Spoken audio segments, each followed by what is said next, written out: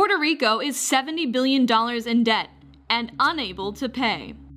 More than 46% of Puerto Ricans live below the poverty line. 33% earn minimum wage. Puerto Rico has a high cost of living, and the government cannot afford to pay the billion it owes to government contractors and service providers. As a result, tens of thousands are fleeing to the mainland, many ending up in Pennsylvania. In the 1970s, the U.S. government offered corporate tax incentives for businesses in Puerto Rico.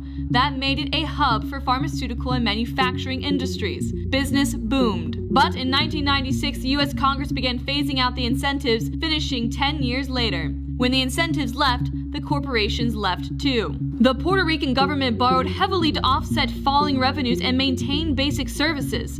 It also put in tax credits and exemptions that lost it millions a year in revenue.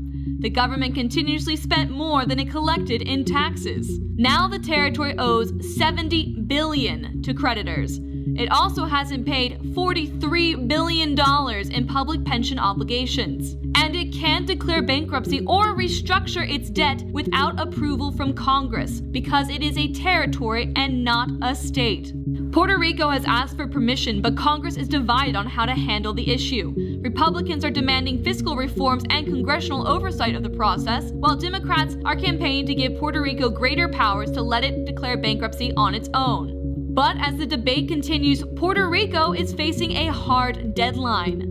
The island already skipped a $399 million debt payment in May.